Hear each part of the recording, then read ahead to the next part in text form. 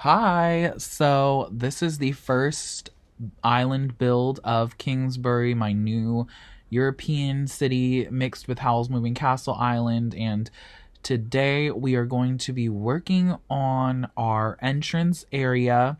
I want to make it very elegant and grand and very symmetrical, so I wanted to have it on the ground level, and then there will be an incline leading upwards for more of the city aspect. And as you can see from the map, the first two blocks of the map will be dedicated solely to the European vibes, and then the rest will be dedicated to the Howl's Moving Castle part. I'm not sure if I need all two blocks for the back part or if I'm just going to do 1.5, but we'll see. The villager list right now is a hot mess. I have bought in all the amiibos I want for the villagers. The only villager that will be staying on this island is Punchy. He is my favorite, and he is a for lifer. So Punchy is going to stay on this island. And I've named my character Hyunjin, Stray Kids, if any of you don't know.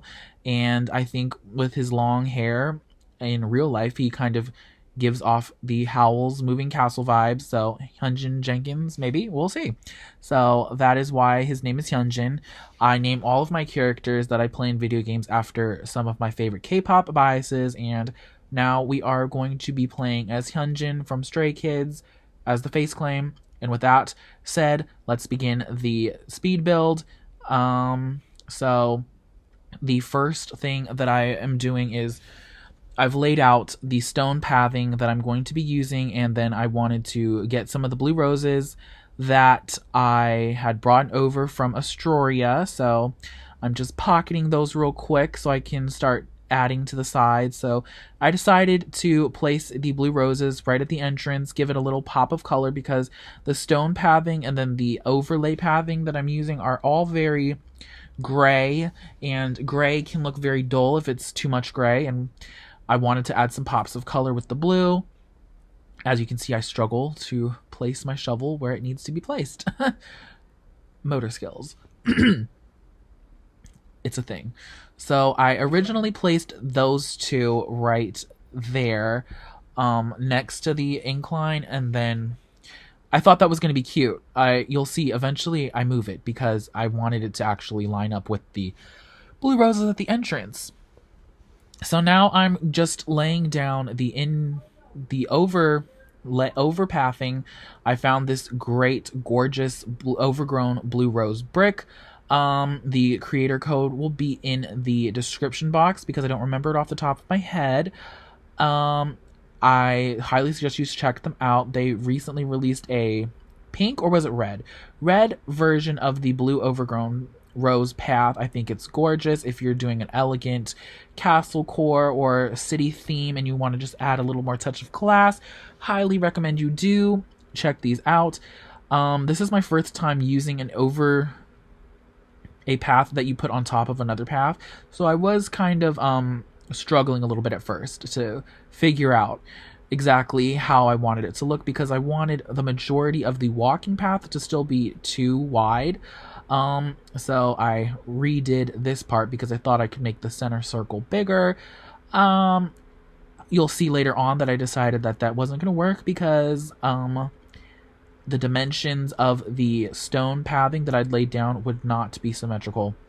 So I eventually nixed that idea, and you see me quickly realizing that that was not what I was going to do, so I reverted back to the original 4x4, 2x2 square that I had originally made. I am seriously in love with this path. I think it's so cute. I think it's so glamorous.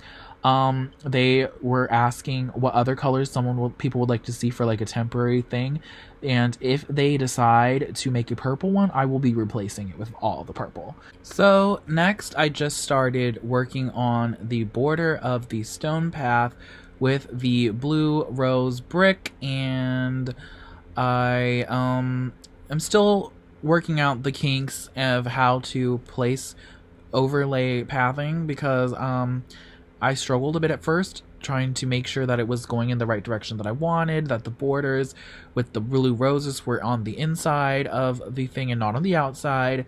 So that was a bit of a process, and trying to maneuver the mechanics and then having to do it opposite when I got to the other end of the park path thing. So we're going to continue to work on that. I don't usually use a lot of custom pathing for actual pathing.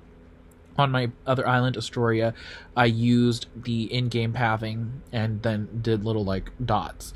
So that was about it. This time I'm actually using something else to elevate the Animal Crossing pathing into something a little more spectacular. I actually really like the stone pathing that Animal Crossing provides in the game. I like the way it sounds when your character walks on them, like the little clicky-clacky of like cobblestones or whatever. I like it. So I plan on using the gray stone pathing from the in-game, and I think it goes really well with the city vibes that I'm trying to create on this new island, and it works with the stone staircase. So that is why I'm choosing to use that. So we are finally finishing up the whole blue rose brick design, and I think it turned out beautiful. So next I am placing the blue nuptial bell right in the center on top, and then surrounding it by white iron garden benches. I think those are very classy, very elegant. So I decided to put 3 of them, and I left the back blank. And so there's 3 benches where you could sit and enjoy yourself right after you get out of the airport or what have you. And then I also added the blue emperor butterfly model, placed it right in the center part of the nuptial bell. I love that we can place items inside of it. I love the blue emperor butterfly models. I think they kind of glow in the moonlight. So I loved that. So that is the main centerpiece. And then I decided to surround the outer layers with the Pisces lamps. So they just kind of give a little light. I want there to be a lot of light on this island. So if you were able to visit it during the nighttime, you could have a beautiful like glowy ambiance as well if you don't visit it in the day. So I surrounded those 4 corners with the Pisces lamps. I think that they are very glamorous. I know it's like a fish, and you know, fish is an interesting design choice, but it's Pisces. It's Pisces.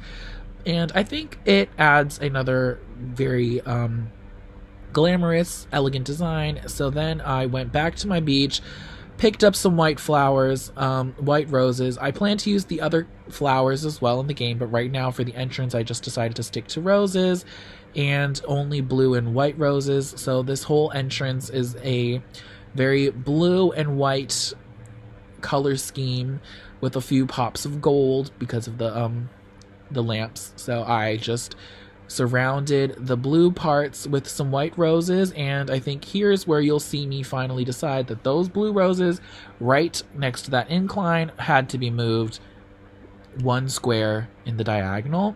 So there's me fixing what I had originally done. So I planted those 2 blue roses, which left me a 2x1 square next to the incline, and you'll eventually see what I put there.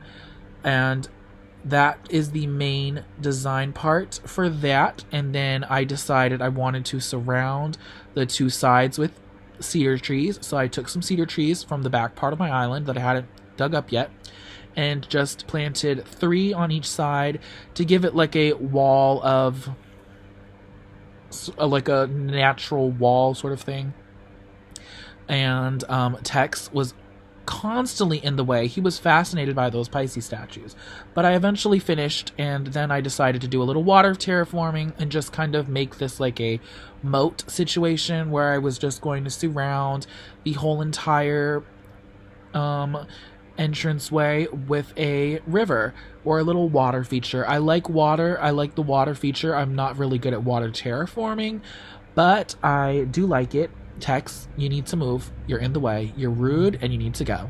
But yeah, so I decided to just surround it by a river. And then Blue Bear, she decided to pop up, and these two literally started having a conversation. And I was like, both of you are in the way. Please move. But they literally were constantly bothering me this whole entire time, which was like really annoying. I just really don't like when you're trying to work on something and then like there's one villager that has to be constantly in your space. It's like, okay, I get it.